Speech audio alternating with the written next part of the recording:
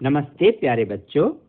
आज आपकी कक्षा 9वीं की गणित की कार्यपत्रिका 20 आपको मिली है। हम आज उसी की चर्चा करेंगे। पिछली कार्यपत्रिका में हमने पढ़ा था रेखाएं और कोण के बारे में। उसी चर्चा को थोड़ा आगे बढ़ाया गया है इस वाली वर्कशीट नंबर 20 में। तो रेखाएं और कोण में कुछ और आगे पढ़ते हैं। आप यहाँ पढ़ पा रहे हैं कि रेखाएं AB और CD यदि किसी बिंदु पर प्रतिच्छेद करती है, उसे हमने यहाँ O लिख दिया है। तो दो रेखाओं के प्रतिच्छेद करने पर शीर्षाभिमुख कोणों के दो युग्म बनते हैं जो एक दूसरे के विपरीत दिशा में होते हैं। यहाँ यदि आपको थोड़ा छोटा दिख रहा है, हम इसे थोड़ा साफ साफ बड़ा बना लेते हैं।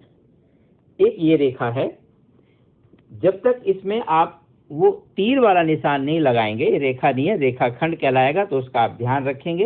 ये AB और ये कोई CD, ये दो हमें रेखा दिखानी है जहां प्रतिच्छेद करती है, आपस में एक दूसरे को काटती है, वो बिंदु O दिखाना है। ये कोण बन रहे हैं आपके, इनको बोलते हैं शीर्षाभिमुख कोण, मतलब शीर्ष अभिमुख हैं जिसके, वर्टिकली अपोजिट एंगल बोलते हैं अंग्रेजी में। तो ये कोण 1 और इसके सामने कोण 2, ये सदा आपस में समान रहेंगे, बराबर रहेंगे। कब? यदि दो सरल रेखाएं आपस में प्रतिच्छेद करेगी तब। इसका बहुत अच्छा सा प्रूफ है, आप पहले पढ़ भी चुके हैं। चलिए, और ये वाला जो कोण है जिसको हम नंबर दे दे 3 और 4, ये भी आपस में समान रहेंगे।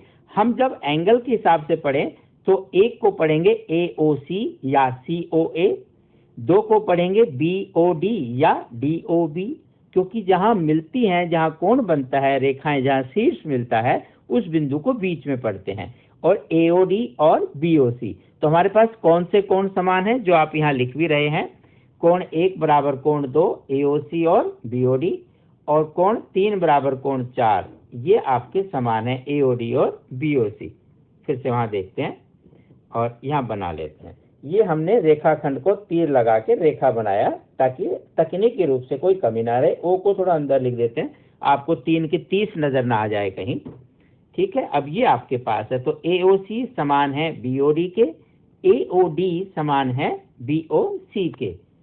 ठीक है, आगे जो आपको दिया हुआ है आकृति दूसरी, इसमें दो रेखाएं M और N है। कोई भी दो रेखाएं ये बिंदुओं पर काट रही है एक और रेखा, तीसरी रेखा। ये तीसरी रेखा का नाम यहाँ L लिख दिया, MNL, जैसे आप इंग्लिश अल्फाबेट में लिखते हैं। यहाँ ए बे से कै खे गए ऐसा भी होता था पहले, अभी नाम सारे अंग्रेजी में होने लगे, आप वो अंग्रेजी में लिख सकते हैं। तो वो रेखा जो दो रेखाओं को भिन्न भिन्न बिंदुओं पर प्रतिच्छेद करती है, मतलब काटती है उसे बोलते हैं तिर्यक रेखा। इस तीसरी रेखा को या तिरछी रेखा को, इसका नाम है तिर्यक, ट्रांसवर्सल लाइन। ये तिर्यक रेखा है जो इसे काट रही है। फिर कुछ कोण बन रहे हैं जिनके नाम लिखे हैं, आइए इसे थोड़ा सा साफ साफ बना लें। ये हमने पढ़ लिया भी कि 1 बराबर 2 के है और 3 बराबर आपका 4 के। तो यहाँ हम देख रहे हैं कोई दो रेखाएं हैं, इसको एक तीसरी रेखा काटती है, इसको बोलते हैं तिर्यक रेखा। रेखा बनाने के लिए फिर वही आपके छोटे छोटे तीर के निशान जैसे भी आड़े टेढ़े बन जाए आपके। ये कोण का ऐसे चिन्ह लगाएं। अब इनका कुछ नाम रख लेते हैं, जैसे 1 2 3 4 5 6 7 और 8। ठीक है, ये दो कोण हमने भी खाली नाम से रेखाओं, एक M है एक N है, और तिर्यक रेखा का नाम L हो गया, MNL, इस तरह से। अब तिर्यक रेखा ये हो गई थी।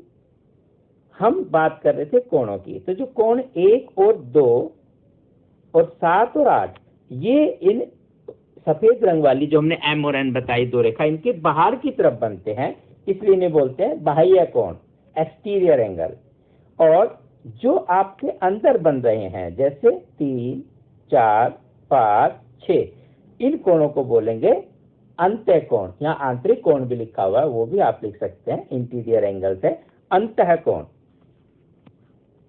ये यहाँ लिखा हुआ था इसमें कि 1 2 7 8 और 3 4 5 6।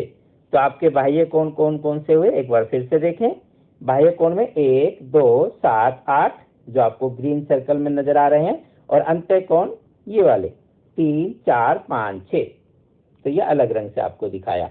तो ये अंतः कोण है जो अंदर की तरफ बनते हैं और बाह्य कोण जो बाहर की तरफ बनते हैं। इस वाले पेज पे यहाँ तक आप ये पढ़ते हैं। आगे पढ़ लेते हैं हम क्या है। फिर इस पेज पर लिखा है संगत कोण के बारे में, एकांतर कोण के बारे में, बाह्य कोण एकांतर, अंतः कोण एकांतर कौन कौन से हैं और रेखाएं समांतर होने पर ये क्या होते हैं। आइए पढ़ लेते हैं, फिर इसे समझ लेते हैं कि जब दो रेखाओं को तिर्यक रेखा काटती है तो संगत स्थितियों पर बने कोण को संगत कोण कहा जाता है। अब इतना पढ़ने से आपको समझ में नहीं आया कि संगत क्या है, कौन सा। आइए थोड़ा चित्र से ही हम समझ लें इसे।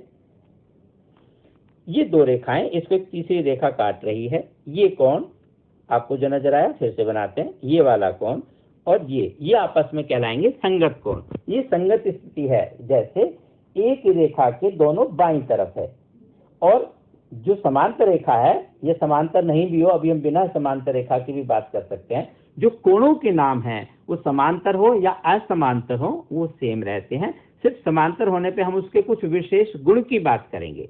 अब ये नाम जो हम यहाँ भी पढ़े थे 1 2 3 4, यहाँ भी इन नामों को बता सकते हैं कि 1 और 8 ये कैसे होंगे आपके बाह्य कोण हैं। अब वहां हम बात करेंगे कौन कौन सा संगत कोण है, कौन कौन सा एकांतर। तो इस रेखा से भी बता सकते थे, बट यहाँ काफी नाम पहले लिख दिए हैं तो आपको परेशानी ना हो इसलिए अलग से इसे छाप दिया है। तो ये वाला जो कोण, ये भी रेखा के ऊपर की तरफ है, ये भी रेखा के ऊपर की तरफ, बाईं तरफ है, ये भी बाईं तरफ, तो ये संगत स्थिति है, इसको बोलेंगे संगत कोण।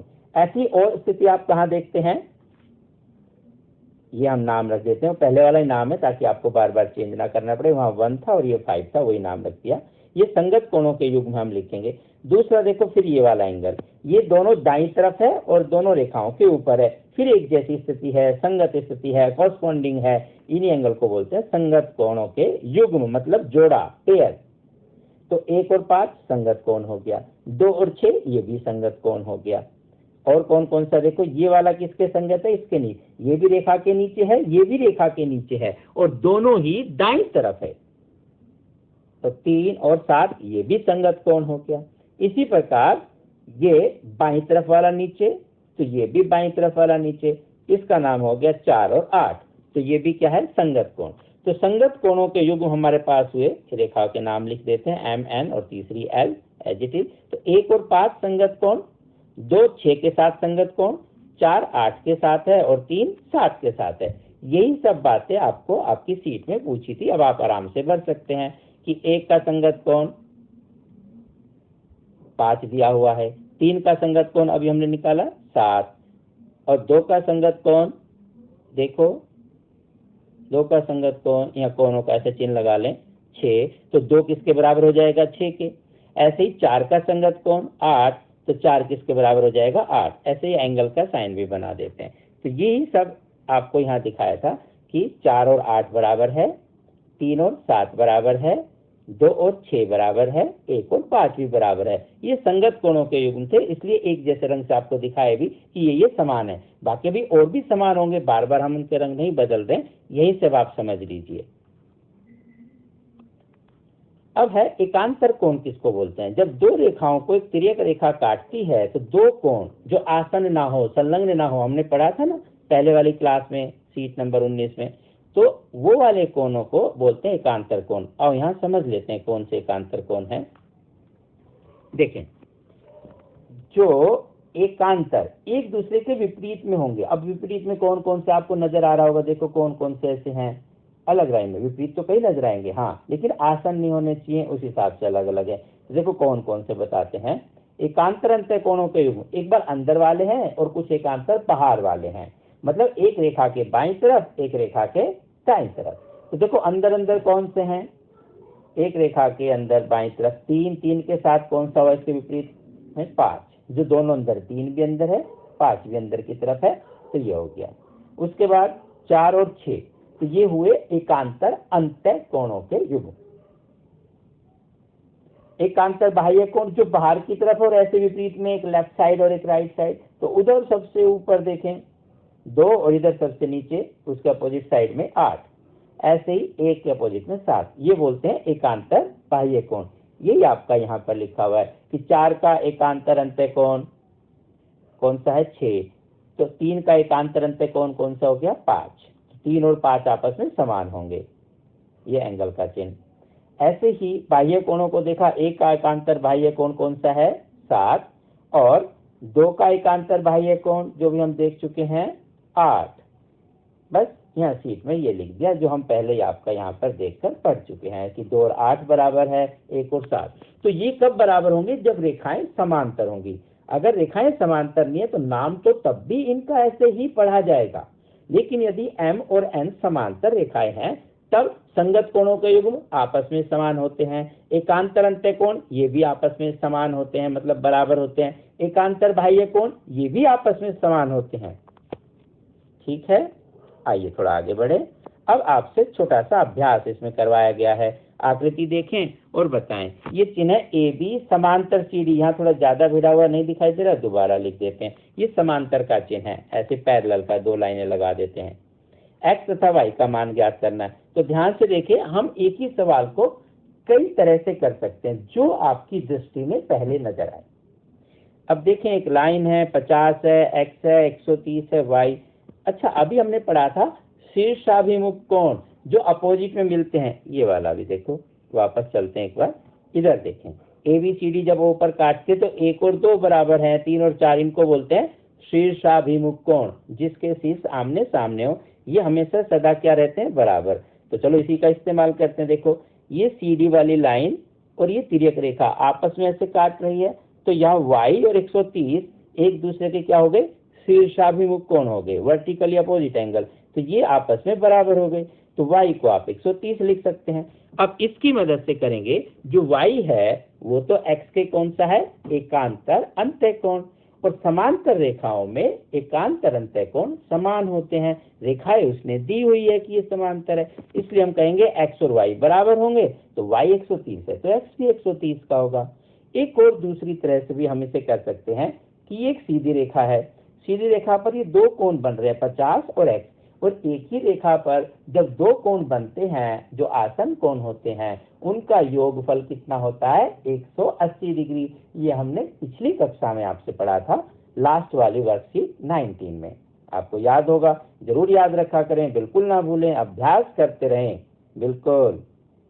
तो 50 जमा x मिला के 180 होना चाहिए। तो x कितना हो जाएगा? 130। यहाँ से भी x 130 निकाल सकते हैं, तो 130 आ जाएगा। उसके बाद y उसके बराबर हो जाएगा। आप कैसे भी कर सकते हैं, पहले y निकालें या x निकालें। ठीक है, आइए दूसरा सवाल देखें। यहाँ भी क्या है? ये समांतर रेखाएं हैं। फिर कुछ आकृति देखेंगे आप, और x और y का मान बताना है। यहाँ क्या नजर आया? समांतर रेखा AB और समांतर रेखा CD। ओहो, 50 और 50 के अंत्य एकांतर में अंत्य कोण, एकांतर अंत्य अल्टरनेट इंटीरियर एंगल 50 और x, ये वाला देखो ध्यान से। ठीक है, 50 किसके समान होगा? x के समान होगा। तो लिख देंगे डायरेक्ट x बराबर 50 डिग्री। डिग्री जरूर लिखना याद रखें, नहीं तो अंक कट जाता है आपका। डिग्री मतलब ये अंश, जो कोण का माप है वो अंश में मापते हैं डिग्री में। तो खाली 50 लिख कर ना छोड़ें, वो डिग्री का छोटा सा साइन, एक छोटा सा बिंदु यहाँ जरूर लगाएं। अब ये पूरा देखें, ये पूरा 50 जमा y, ये किसके समान होना चाहिए? ये 127 के, क्योंकि ये समांतर रेखा कौन सी है? AB और CD। और PR इसमें क्या है? तिर्यक रेखा है, ऐसे आप पूरा लिख सकते हैं। तो AB और CD समांतर रेखा है, PR तिर्यक रेखा है। तो 50 जमा y जो पूरा कोण बनता है ये बराबर होगा 127 के। क्यों होगा? एकांतर अंत्य कोण है। अब y की वैल्यू निकालेंगे, 127 में से 50 गए तो 7 में से 0 गया 7, और 12 में से 5 के 7, 77। और ध्यान रखिएगा क्या? डिग्री लगाना। तो y बराबर 77 आया। तो हमें यही बताने थे x और y के मान। इन दोनों का रीजनिंग क्या है? वो भी एकांतर अंत्य कोण थे, ये भी एकांतर अंत्य कोण है। इस तरह से आप ये सारे सवाल अच्छे से करें, अभ्यास करें। फूलों की तरह मुस्कुराते रहिए, स्वस्थ रहिए, प्रसन्न रहिए। फिर मिलते हैं अगली शीट के साथ। तब तक स्टे हेल्दी, स्टे हैप्पी। नमस्ते।